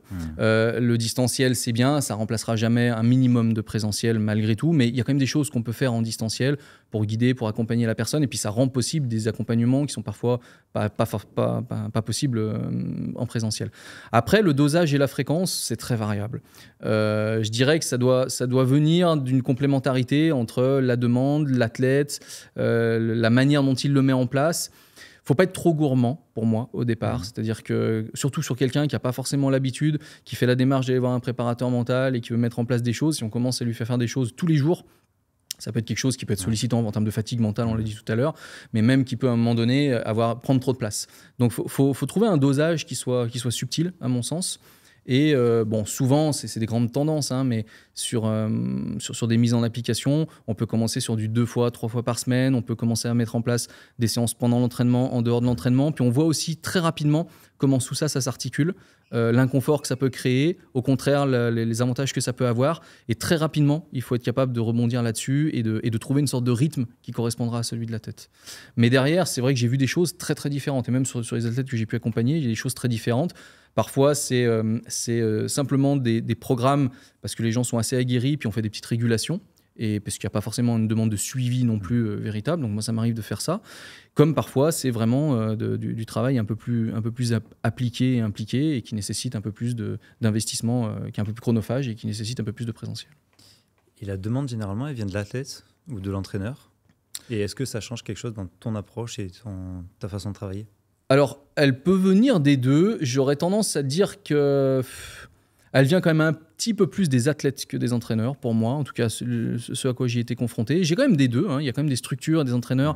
Il y a cette démarche, cette prise de conscience et cette évolution de l'approche de la pratique. Il y a encore beaucoup d'athlètes qui le font, qui malheureusement n'en parlent pas dans leur discipline, à leurs entraîneurs, etc. Parce que c'est vécu comme une preuve de vulnérabilité. Voilà. Donc ça, c'est difficile à casser comme image.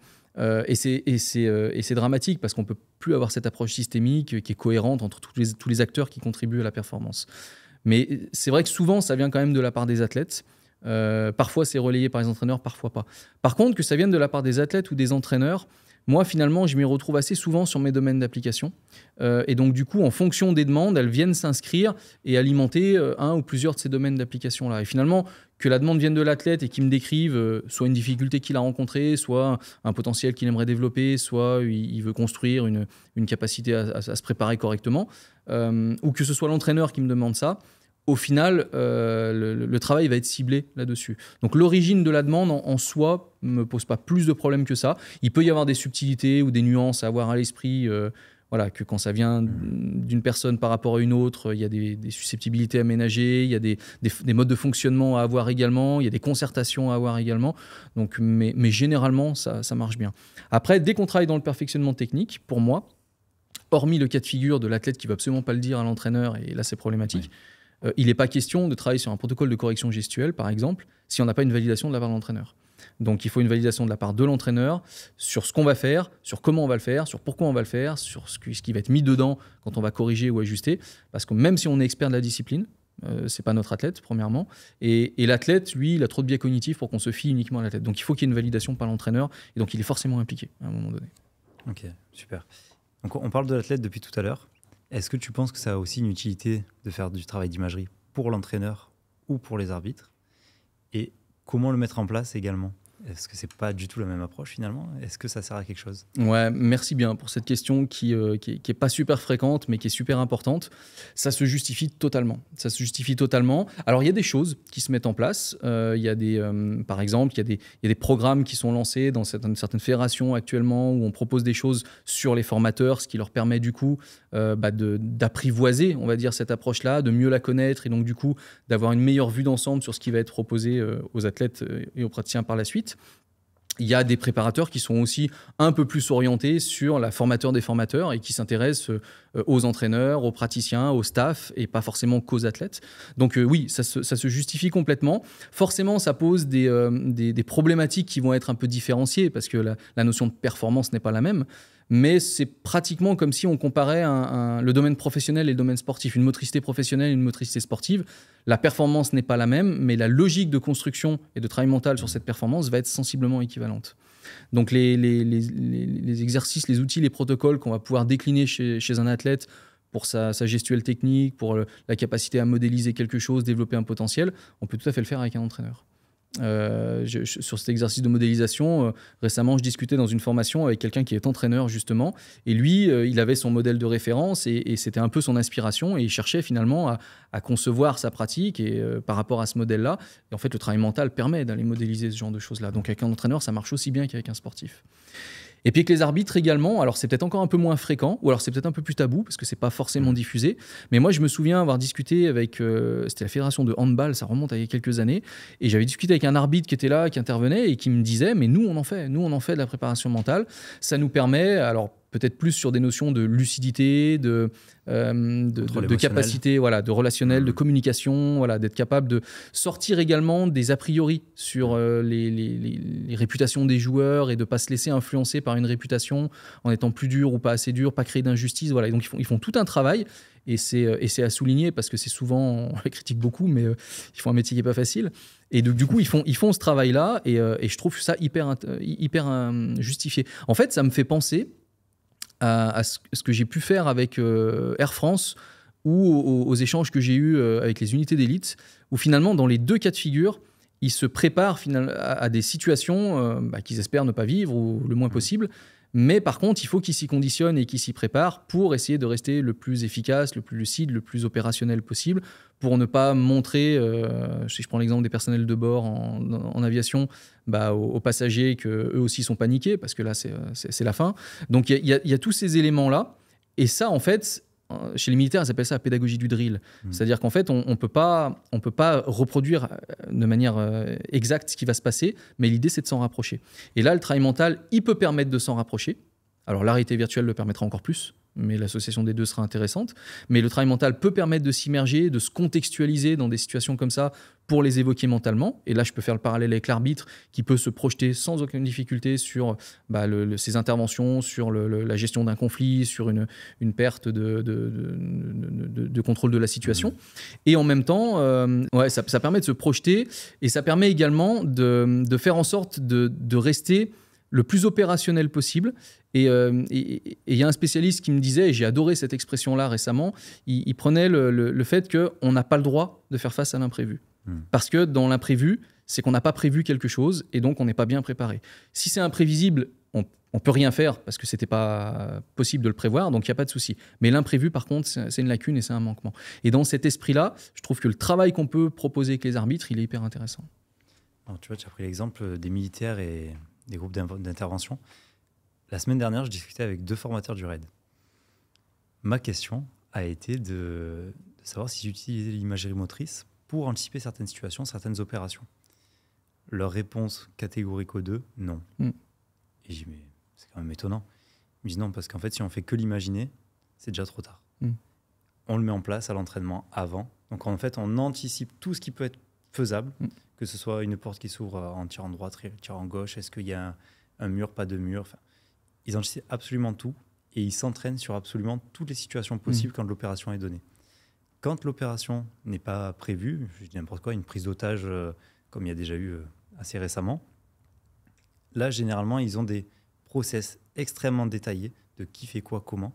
Et il me dit, on ne laisse pas de place à l'imaginaire. Et j'ai trouvé ça très intéressant parce que moi, dans mon imaginaire, je pensais qu'ils utilisaient finalement... Mais alors, ça ne me surprend pas plus que ça. Mais là, tu vois, tu utilises le mot imaginaire. L'imaginaire, clairement, n'a pas sa place. L'imagerie pourrait l'avoir. Exactement. Et en fait, dans les process qu'ils mettent en place, ils font de l'imagerie d'une certaine manière. Sauf que c'est tellement cartographié qu'ils ne laissent pas libre cours à la liberté du mental de pouvoir envisager différents cas de figure. Non, il n'y a pas... On sait ce qu'il faut faire et comment il faut le faire, et donc on va appliquer en quelque sorte et dérouler ce programme-là.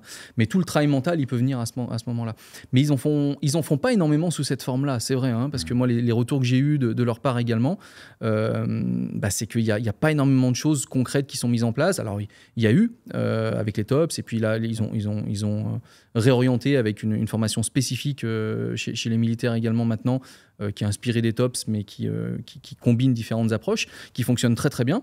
Mais c'est vrai que ce n'est pas quelque chose qui fait encore partie on va dire des pratiques hyper régulières et très diversifiées. Ça reste quelque chose, quand on en discute avec eux, ils découvrent en fait un certain nombre d'éléments et ça les intéresse évidemment parce que ça correspond exactement à ce dont ils ont besoin. Mais je rejoins complètement ce que tu dis. Et si on fait le parallèle dans le sport, est-ce que finalement l'imagerie n'est pas un début de réponse à une situation donnée qu'il faudrait mettre en pratique physique instantanément derrière ? C'est-à-dire, je fais une modification gestuelle sur un geste technique. Est-ce qu'il ne faut pas aller le mettre en pratique de suite après pour l'intégrer encore plus facilement ? On y est en réalité. On y est. C'est-à-dire qu'on rejoint le fait qu'il faut faire de l'imagerie intégrée. Donc forcément, le fait qu'elle soit intégrée fait que cette proximité avec le mouvement, elle est indispensable. Alors elle est indispensable parce que le mouvement va faciliter l'imagerie en générant des feedbacks et des rétroactions, mais elle est aussi indispensable parce qu'il y a une interrelation directe entre les deux et un effet, et notamment dans ces corrections gestuelles-là, je te rejoins totalement. Les sportifs avec qui je travaille là-dessus me disent tout de suite, derrière, je le mettais en place et je me rendais compte de l'effet que ça avait. Enfin, il y avait cette confrontation directe à la réalité. Et puis, on a ce besoin aussi d'avoir de se rassurer, en quelque sorte, et d'avoir ce retour-là. Donc, complètement d'accord. Ça devient un petit peu plus difficile quand on prend de la distance, qu'on est plus sur de la technique et qu'on est plus sur du situationnel ou du contextuel. Donc, si je me projette sur une compétition, je n'ai pas les moyens de la mettre en application tout de suite derrière. Mais tout ce qui relève de la technique, de la tactique, de ces aspects-là, oui, je pense qu'on a tout intérêt à trouver des situations où, si ce n'est pas tout de suite derrière, ce n'est pas longtemps après. Là, je travaille avec une fille en aviron et comme c'est un peu compliqué parfois sur le bateau, c'est 10-12 minutes qui précèdent ou un peu dans la demi-heure avant l'entraînement. On met en place le protocole, mais parce que derrière, il y a l'entraînement qui arrive et qu'on va pouvoir justement alimenter les deux et nourrir les deux. Donc, ouais, complètement d'accord. Bien évidemment, j'oublie encore ma question à chaque fois. Je suis complètement absorbé par ta réponse. Je vais la retrouver. Laisse-moi une seconde. Oui, c'est déjà la question que j'ai oubliée tout à l'heure. Elle me revient. Tu vois, finalement, elle est là, elle s'échappe. Oui, quand je travaille avec un athlète sur la prise de confiance, par exemple, via l'imagerie ou via une autre méthode, est-ce que le fait de connaître l'athlète ou l'entraîneur, ça peut perturber la prise en charge ? Je m'explique. Un athlète qui vient te voir secrètement, alors que tu connais son entraîneur, est-ce qu'il va être capable de se livrer et de faire part de ses problèmes de confiance ? Et vice-versa. Il y a des risques. Il y a des risques très clairs. C'est quelle est la capacité qu'on va avoir à faire abstraction, on va dire, du relationnel, de la connaissance, du contexte, même des connaissances qu'on a de la situation. Et ça rejoint même une forme de postulat. Alors en hypnose, c'est un postulat qui est fort, hein, c'est chacun a sa carte du monde. Et quand on travaille, on pose sa carte du monde. Ce qui fait que tout ce que moi je pense, la manière dont moi je perçois les choses, c'est pas le problème. Donc je laisse ça de côté et on va travailler sur la tienne. Donc du coup, si on n'est pas capable de faire ça, oui, ça devient un problème.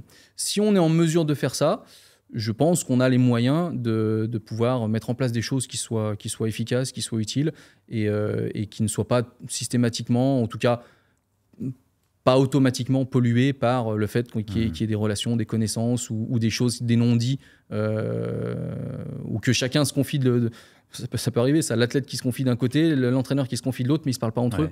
Voilà, donc il peut y avoir des cas de figure de ce type-là, mais même dans ces cas de figure-là, si on arrive à faire la part des choses, je pense qu'on peut arriver à mettre en place des trucs sympas. Et justement, dans ces cas de figure, toi, quel est ton rôle? Tu n'es pas soumis au secret professionnel, je crois? Moi, mon rôle, ce serait de tout faire de tout faire pour essayer de retrouver cette unité-là et cette systémie-là. Parce que pour moi, elle est au-dessus, on va dire, des problèmes relationnels ou des problèmes personnels, et elle est au service vraiment de la performance. Donc après, on n'y arrive pas tout le temps. Et puis si un athlète vient nous voir et nous dit « mais moi, il est hors de question que j'en parle à ma structure et à mon entraîneur », après, on a le choix de travailler avec lui ou de ne pas travailler avec lui. Mais c'est vrai que c'est quelque chose qui c'est pas l'idéal. C'est pas le plus séduisant, on va dire, dans la mise en place du travail. On sent qu'il y a des contraintes en fait d'entrée de jeu. Et ces contraintes-là, on n'en a pas besoin. Alors j'ai une question qui a absolument rien à voir, mais j'aimerais avoir ton avis perso. L'utilisation du mensonge. Toi qui es préparateur mental, on sait que parfois mentir à un athlète, ça va être une façon de le mettre dans de bonnes dispositions, lui redonner confiance par exemple. Est-ce que toi c'est quelque chose que tu préconises, que tu utilises, ou est-ce que tu es vraiment contre ça et on affronte la réalité? Elle est pas sympa la question. Elle est vraiment pas sympa celle-là. Alors, je vais avoir une posture un peu nuancée, je ne vais pas trop mal m'en sortir. Je peux concevoir qu'en réalité, parfois, cette notion de mensonge utile puisse être intéressant, je dirais peut-être sur du contextuel, sur une situation donnée, parce qu'on n'a pas les moyens de pouvoir rétablir les choses correctement par la suite sans qu'il y ait un effet polluant immédiat. Donc, je pourrais l'envisager dans ces cas de figure-là. Mais sinon, c'est vrai que j'ai un peu de mal, moi, avec cette approche-là et cette utilisation-là. Mais ça relève aussi d'un confort personnel. Ouais. C'est-à-dire que moi, je me mets en délicatesse vis-à-vis de moi-même, ce que ça représente, ce que ça symbolise, ou même de ce que je ressens, indépendamment de l'effet que ça pourrait même avoir sur la personne. Et du coup, même si ça se passe bien pour elle, moi, je le vis mal. Donc, c'est vrai que ce n'est pas quelque chose sur lequel je m'aventure trop. Je suis en train de réfléchir en même temps. Je n'ai pas le souvenir que ça me soit arrivé, ou je n'ai pas d'éléments qui me viennent à l'esprit comme ça. Mais si ça devait m'arriver, et que je devais en arriver là, enfin voilà, parce que sur le moment, on n'a pas trop d'autres solutions, je pense que j'essaierai de trouver un moyen de pas forcément le formuler sous forme de mensonge, mais de pas tout dire non plus. Enfin, voilà, je noierais un petit peu le poisson, j'y serais de la confusion pour repartir dans l'hypnose, pour essayer de m'en sortir un petit peu. Mais c'est vrai que sinon, voilà, j'ai un petit peu de mal avec ça. Il y a une partie de moi aussi qui dit que souvent, quand on comprend les choses, on se rassure au présent. On conscientise les choses, ça nous rassure au présent. Ça ne change pas grand-chose, souvent, mais ça nous rassure. Et en fait, je trouve qu'il y a toujours des effets différés. Et que finalement, même si le mensonge a été utile pendant un temps, derrière, il crée une forme de pollution différente. C'est-à-dire, rien ne nous empêche de dire, bah, tiens, quand on va le dire à la tête, peut-être que pour le coup, il nous sera reconnaissant, mais qui se dira, par contre, je perds un peu en fiabilité, j'ai un peu moins confiance, je suis un peu plus prudent, donc je me livrerai peut-être un petit peu moins. J'extrapole, je schématise vraiment, mais il y a toujours des risques secondaires qu'on ne maîtrise pas forcément au moment où on l'utilise. Ça aussi, ça me dérange. Ouais. En fait, je te posais la question par rapport à l'effet placebo dont on a parlé au début de l'entretien. Parce qu'en fait, il y a des gens qui disent non, mais c'est l'effet placebo, il ne faut pas l'utiliser. Ouais, mais alors, si je prends 30% de perte grâce à l'effet placebo, mais tu vois, la nuance, elle est importante. C'est que, et d'ailleurs, ça rejoint, c'est top parce que ça rejoint ce que je disais sur la guérison. C'est que si la personne le fait d'elle-même, j'entretiens, mais c'est pas moi qui l'induis. Carrément. Donc j'ai pas le mensonge de départ de dire tiens, on pourrait faire ça, ça va être intéressant. Parce que là, je trouve que je crée une attente qui est pas viable. Donc du coup, l'effet placebo, je suis complètement pour. Il y a aucune raison de s'en priver, bien évidemment. Maintenant, de là à l'utiliser stratégiquement et à faire croire, c'est tendu. Ouais, c'est tendu quand même. Ouais, je vois ce que tu veux dire. Ok, super. On peut basculer sur le focus attentionnel. On sait que dans certains sports, le focus attentionnel, c'est un marqueur prédominant de performance. Je prends l'exemple de mon sport en judo. Le focus visuel sur le revers pour saisir, etc. est très, très important. Chez des amateurs, on ne voit pas trop ça. C'est-à-dire L'amateur va regarder plus les mains, va regarder la ligne d'épaule, mais pas le revers. On sait que l'expert, il a un seul focus, c'est celui-là. Est-ce que l'imagerie peut aider à aller chercher les bonnes informations et le bon focus, ou est-ce que ça, c'est vraiment une dominante physique exclusivement et c'est l'expérience qui fait ça? Oui, à 100%. Oui, à 100%, c'est lié. Alors, est-ce que l'imagerie permettra d'aller détecter les indicateurs les plus pertinents dans la stratégie d'exploration visuelle? Je ne sais pas si c'est dans cet ordre-là. Par contre, quand ces indicateurs commencent à émerger ou qu'on veut amener la personne à leur donner un peu plus d'importance, là, le travail mental a toute sa place. Et donc, du coup, la notion de focalisation attentionnelle, quand on est en train de faire un travail mental, elle est tout aussi, peut-être même encore plus facile à maîtriser que quand on est en situation réelle, parce qu'on n'a pas toutes les autres contraintes qui vont avec.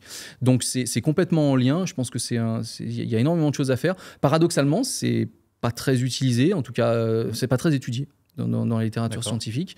Il y a un énorme champ de recherche en psychologie du sport sur la focalisation attentionnelle, notamment le focus externe, focus interne, sur plutôt les trajectoires ou le centré sur le mouvement, mais en imagerie, très peu. Et pourtant, à un moment donné, on se rapproche et on est à la frontière. Quand on se focalise sur le geste, qu'est-ce qui le différencie d'un focus interne? Quand on se focalise sur la trajectoire ou sur le but, qu'est-ce qui différencie du focus externe? Donc c'est pas quelque chose qui a vraiment été étudié. Je sais pas, les champs scientifiques se sont pas vraiment retrouvés, ou les acteurs de ce champ-là ont pas eu d'affinité thématique à travailler ensemble. Mais pour autant, dans les faits, c'est quelque chose qui est omniprésent. Et à mon sens, oui, l'imagerie peut permettre de parfaire la focalisation attentionnelle et inversement. Et donc, du coup, on peut aussi aller utiliser ces éléments-là pour essayer de dicter ou d'orienter le travail par imagerie et d'amener progressivement, si je prends l'exemple du revers, d'amener l'information, de conscientiser l'information, de lui donner de l'importance dans la représentation mentale, volontairement et stratégiquement. Et du coup, derrière, une fois qu'on a orienté le travail mental là-dessus, ça peut devenir un outil qui, en retour, va venir parfaire la pratique. Donc le lien, ouais, il est faisable. Ok. On a fait plus ou moins le tour des questions. Est-ce qu'il y a des thèmes que tu as envie d'aborder en plus ou des compléments d'informations à donner? Non, je pense qu'on a déjà fait un peu le tour. Enfin, il y a plein de directions dans lesquelles on pourrait partir, mais on est déjà bien. Alors, peut-être si, je dirais... non, on ne me la pose pas souvent, cette question-là, mais on se la pose souvent. C'est finalement... Pourquoi l'imagerie? Qu'est-ce qu'elle a de particulier par rapport aux autres approches, aux autres outils, aux autres techniques?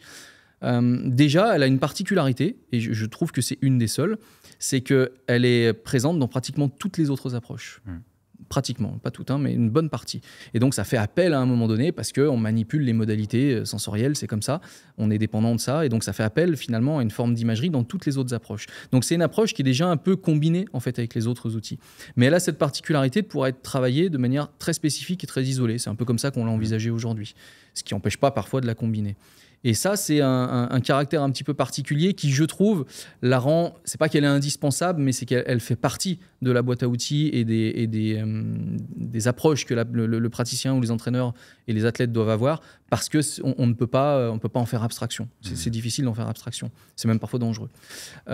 Après, dans la combinaison des choses qu'on va proposer, bien garder à l'esprit qu'il y a des combinaisons qui sont possibles, puis d'autres qui sont à éviter. Moi, j'aime bien casser les idées reçues quand je fais des interventions ou des formations au départ. Par exemple, le fait de parler de préparation mentale à un public qui n'est pas aguerri ou qui n'est pas ouvert sur la préparation mentale, la première chose à laquelle il va penser, c'est avoir une image de situation de relaxation allongée sur un tapis. Et ça, c'est juste une partie du travail. Et cette partie du travail, qui est très intéressante pour plein de raisons, par rapport à l'imagerie, elle sera intéressante uniquement dans un domaine d'application, mais pas dans les autres. Enfin, ce ne sera pas la meilleure forme de travail dans les autres. Donc, il y a des combinaisons comme ça qui parfois sont évidentes, qui parfois elles sont beaucoup moins. Et ça, ce n'est pas forcément facile à aller appréhender. Ça demande un petit peu de temps, ça demande un petit peu de pratique. Et c'est pour ça qu'on disait au début, en soi, l'exercice d'imagerie en lui-même, il n'est pas compliqué. Par contre, son utilisation, son articulation, sa structuration, c'est ça qui demande de la maîtrise et du recul. Et c'est pour ça que c'est difficile quand on est vraiment tout seul et qu'on a fait que des juxtapositions d'outils, c'est difficile de le mettre en application. C'est clair. De le fait d'avoir un professionnel qui soit vraiment bien formé là-dessus. C'est mieux, ouais. Carrément. Question personnelle. Est-ce qu'un Master 2 EOPS formé à Lyon, où tu es responsable, est capable de faire un peu de préparation mentale? Parce que l'ancien nom, c'était préparation physique, mentale, réathlétisation. Oui. Ouais. Est-ce que tu penses qu'un Master 2 de Lyon, parce qu'on va parler de là où on est est-ce qu'il est capable d'en faire ou pas? Il est capable d'en faire, c'est-à-dire qu'il a des bases, des fondamentaux. Si je prends l'exemple de l'imagerie, moi je lui amène les fondamentaux, les exercices de base, la capacité à mettre en place et à planifier un programme. Il va y avoir les règles de pratique à respecter. Donc il a des éléments qui lui permettent de construire des choses et de proposer des accompagnements. Et ça, il faut qu'il le fasse. Et moins il le fera rapidement, et moins il le fera tout court. Parce que souvent, l'erreur, c'est de se dire, tiens, je vais prendre le temps d'intégrer les connaissances, sauf que quand on prend le temps, les connaissances restent des connaissances. Et la mise en pratique, elle est indispensable.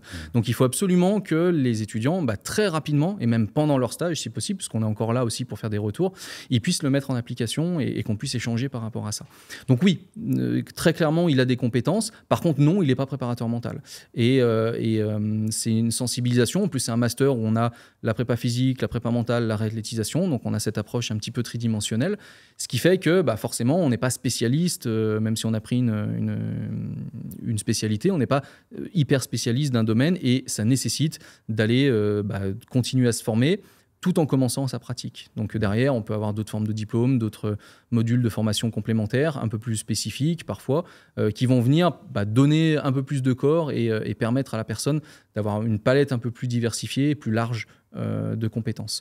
Mais oui, en sortant du master, l'idée, c'est quand même dans les différentes approches mentales qui sont proposées, qu'il y ait une forme d'opérationnalité derrière sur la mise en pratique. Comment est-ce que tu choisis le fait d'utiliser l'imagerie ou l'hypnose ou toute autre thérapie, si on peut dire, si ce nom est un peu exprès, pour améliorer la performance de ton athlète? Est-ce que c'est à partir d'un questionnaire, d'une remarque, d'une demande ou c'est vraiment ton avis à toi, personnellement? Il y a un petit peu de tout, j'ai envie de dire. C'est facile de répondre ça, mais c'est vrai qu'il peut y avoir forcément une sensibilité à certaines approches que je maîtrise plus que d'autres ou que j'arrive à décliner plus facilement que d'autres dans différents contextes. Il peut y avoir des demandes particulières qui sont pas toujours, auxquelles je réponds pas toujours. D'ailleurs, quelqu'un qui vient et qui veut travailler en hypnose, c'est pas si souvent que ça qu'on travaille en hypnose au final. Donc il peut y avoir des demandes particulières. Il peut y avoir des choses qui émergent, effectivement, comme tu le dis, sur des outils, des comportements, des diagnostics, des anamnèses un peu, des échanges avec la personne ou des choses que je vois ou même du non-verbal qui laissent penser que voilà, cette approche-là peut être complémentaire. Donc c'est un petit peu en fait, on construit aussi avec la personne une forme de synchronisation. On parle d'alliance thérapeutique quand on est dans la thérapie, mais l'idée, c'est que voilà, on récupère un certain nombre de choses et on a des éléments sur lesquels on ne met pas forcément des noms très précis, mais qui nous laissent penser que cette approche-là, elle pourrait peut-être être un peu plus intéressante ou particulièrement adaptée à cette personne. Et donc, du coup, on peut partir dans cette direction. Et heureusement, contrairement au travail physique ou technique, on a cette souplesse de manœuvre-là. C'est ce qu'on évoquait au début, c'est-à-dire que si à un moment donné, on part sur une forme de travail et puis qu'au final, voilà, c'est quelque chose qui lui pose problème, qu'il a du mal ou qui dérive progressivement sur d'autres approches, on n'a aucun problème pour réorienter, compléter ou travailler différemment. D'accord. Je pense qu'on a fait le tour. Quel type de formation tu conseillerais à un entraîneur qui a envie d'en savoir plus sur la préparation mentale ou devenir préparateur mental? Ouais. Alors, tout va dépendre du statut de la personne, de son emploi, si elle a un emploi, ou de l'étudiant, si c'est un étudiant, et de l'objectif. C'est-à-dire qu'il faut différencier les formations ministérielles, comme les masters dont on parlait, qui sont des diplômes d'État, sanctionnés par des diplômes, et donc du coup qui sont reconnus par le ministère et par l'État comme étant des diplômes valorisés. Et certains de ces diplômes-là peuvent donner la préconisation pour travailler dans le domaine de la préparation mentale sans aucun problème. C'est généralement une structure de formation, même si ça évolue avec les blocs de compétences, qui initialement est prévue pour les étudiants qui sont dans la continuité de leurs études. C'est pour ça qu'on parle de formation initiale d'ailleurs, et qui sont dans le cursus universitaire. À côté, donc c'est des formations qui sont assez prenantes quand même, assez denses, assez riches. À côté de ça, il y a des DU, il y a des modules de formation courtes qui sont potentiellement intéressants. Alors le problème dans la dimension mentale, c'est qu'il y en a qui sont intéressants, il y en a qui sont dramatiques. Donc, et là, le paysage, il est large. Donc il faut arriver à faire la part des choses sur qui intervient, comment, pourquoi, regarder la nature de l'intervention, la nature du suivi, les compétences qui sont délivrées, la manière dont elles sont délivrées. Voilà. Pas être que sur des outils, mais avoir un petit peu plus que simplement un outil qu'on cherchait à appliquer à tout prix. Enfin, voilà. Là, il faut vraiment faire la part des choses et j'entends que ce n'est pas toujours facile. Mais dans ce paysage-là, il y a quand même des formations qui sont potentiellement intéressantes, qui seront peut-être plus adaptées à un entraîneur qui est déjà en poste, qui n'a pas forcément le temps de s'investir dans une formation longue. Et là, ça peut être intéressant. Il y a des choses qui sont en distanciel ou en hybride, avec du distanciel pour tout ce qui est approche de connaissances et du présentiel pour tout ce qui est mise en application. Il y a parfois des supervisions qui sont proposées. Donc voilà, ça, je pense que c'est une formule qui peut correspondre à des professionnels ou à des gens qui sont déjà impliqués et qui ont besoin de parfaire leur capacité ou de commencer une réorientation. Après, le reste, c'est un peu l'extension de ça. C'est des formations un peu plus courtes, un peu plus privées.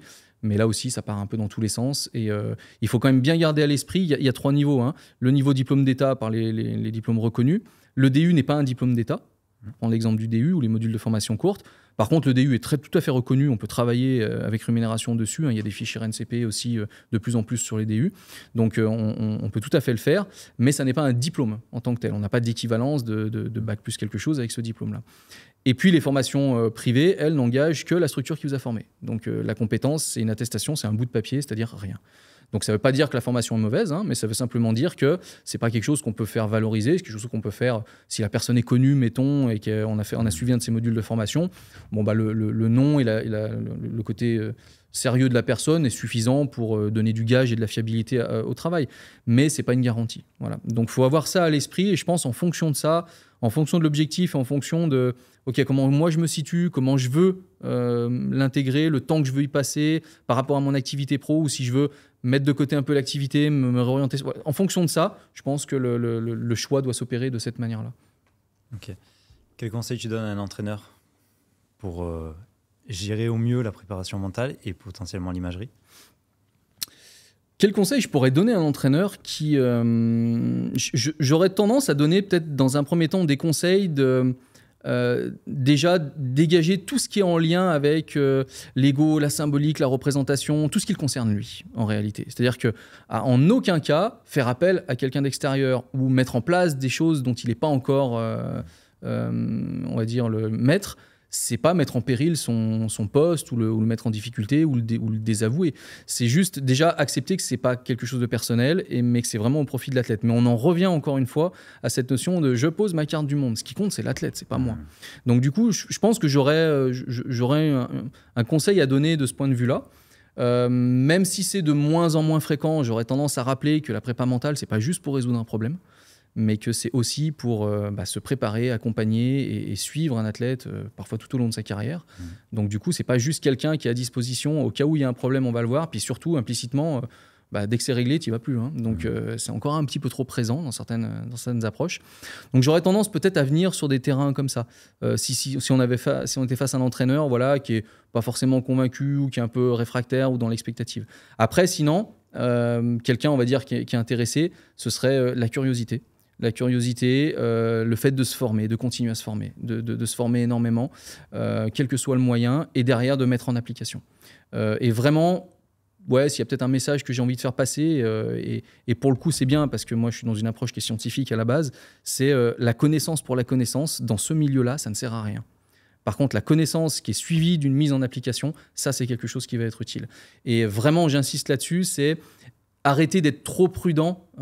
Évidemment, les athlètes ne sont pas des cobayes, mais arrêter d'être trop prudent et de se dire je vais attendre de vraiment maîtriser le truc, d'avoir tout vu, je vais quand même faire cette formation-là en plus, et puis là, je pourrais commencer à faire la paire des choses. Et puis en fait, on se retrouve avec tellement de choses à la fin qu'on est submergé, on ne sait plus par où attaquer, et c'est encore plus difficile que si on l'avait fait progressivement. Donc vraiment, ne pas rester à l'état de connaissance, mais passer par la mise en pratique. Et moi, dans les formations, même universitaires, de plus en plus, il y a de la pratique. Par rapport il y a quelques années, même ce que je pouvais faire au sein du master, aujourd'hui, on fait énormément de pratique dans les mises en application, dans les TD, parce qu'il y a ce besoin d'aller vivre l'expérience, d'aller tester l'expérience, pour se l'approprier et pour derrière mieux la maîtriser. Donc vraiment, ça c'est quelque chose que je formulerais. Ouais. Pour un entraîneur curieux, tu lui conseillerais quel livre ? Alors si c'est un livre sur l'imagerie, il n'y en a pas énormément. C'est un peu pour ça que je l'avais fait. Il y a le tien. Voilà, mais il est épuisé, donc il est difficile à trouver. Donc du coup, oui, j'allais dire, sans faire de mauvaise pub, c'est vrai que je l'avais fait dans cet esprit-là en fait. C'est-à-dire comme il y avait peu de choses, l'idée c'était de répertorier ce qu'on pouvait faire en imagerie à destination des praticiens. Donc reprendre un petit peu tout ce dont on a parlé là aujourd'hui et le structurer pour vraiment essayer d'amener des pistes et des explications simples, des liaisons théorie-pratique et de comment utiliser l'imagerie. Alors il est consultable, hein, il est encore en bibliothèque, il se veut vraiment très appliqué. Il y en a un autre qui a été publié qui est plus ancien, qui date de 2005, qui est un peu plus version scientifique, mais qui est quand même très appliqué, qui s'appelle Imagery in Sport. Alors il est en anglais. Qui est de Maurice, Spittle et Watt, et qui est vraiment pas mal aussi, qui permet de faire un très bon tour de la question. Après, sur l'imagerie, il y aurait plein d'ouvrages intéressants, mais ponctuellement. Moi, c'est vrai que j'ai du mal à conseiller, on va dire, un ouvrage dans lequel je sais qu'il n'y a qu'une petite partie de ce que permet l'imagerie qui est véhiculée. Et donc, du coup, il y a plein d'ouvrages qui sont super intéressants, mais qui ciblent, volontairement ou involontairement d'ailleurs, hein, sur un ou deux éléments, et qui, du coup, ne donnent pas la teneur de tout ce qu'on peut faire. Voilà, mais ça n'empêche pas, évidemment, qu'il faut aller se documenter également, et de manière générale, de toute façon, pas hésiter à se documenter. Et moi, j'aurais une petite déformation professionnelle là, qui dirait de ne pas se contenter des ouvrages, mais d'aller chercher la littérature scientifique. Parce que la science a ce défaut, entre guillemets, de protocolariser et donc d'être dans une rigueur expérimentale dite de laboratoire, même si nous, on fait de la recherche appliquée, mais où on est obligé de manipuler les variables pour qu'on soit certain que l'effet qu'on observe, il est bien dû à la variable qu'on étudie. Donc forcément, on décontextualise et on crée un décalage entre la théorie et la pratique. Mais en contrepartie, ça amène une critique constructive, ça amène une capacité à avoir cette science de la remise en question, de la justification. Et l'idée, c'est les articles sont beaucoup plus fiables que ne le sont les ouvrages qui, pour la plupart, c'est pas vrai pour tous, mais pour la plupart, ne sont pas expertisés. Donc un ouvrage, c'est un éditeur, et l'éditeur accepte, s'il n'est pas expert. Un article scientifique, il est expertisé par ses pairs. Donc du coup, c'est quelque chose qui donne un gage de fiabilité, avec à l'esprit ce décalage qu'il peut y avoir entre la théorie et la pratique. Et la réalité, elle est sur l'interface entre les deux, et c'est sur la communication entre le terrain et la science. Et donc moi, j'aurais tendance à inciter les entraîneurs et les praticiens à un peu plus se documenter sur de la vulgarisation scientifique dans un premier temps, voire sur des articles scientifiques, et être capable de développer ce qu'on cherche à développer, nous, chez les étudiants, c'est-à-dire cette capacité à déceler, OK, cette étude-là, qu'est-ce qui est bien, qu'est-ce qui est utile, qu'est-ce que j'en tire comme conclusion, comme interprétation, mais quelles en sont également les limites pour la portée des résultats. Et quand on a cette réflexion-là, le décalage ou la liaison théorie-pratique de l'article scientifique, il ne pose plus de problème. Et derrière, on arrive beaucoup mieux à marier les deux. Super. Est-ce que tu as un mot de la fin ? Je ne vais pas être super original, hein. Je vais te remercier. J'ai trouvé ça super intéressant parce que même si on a repris certains fondamentaux, certains éléments de base par lesquels on est obligé de passer quand on parle de cette approche-là, il y a quand même eu des éclairages ou des questionnements, des ouvertures qui prenaient un virage un petit peu différent pour venir les questionner. Donc ça, c'est cool, c'est utile, ça change un petit peu et c'était super appréciable. Donc merci à toi. Aymeric, merci. Au plaisir, merci.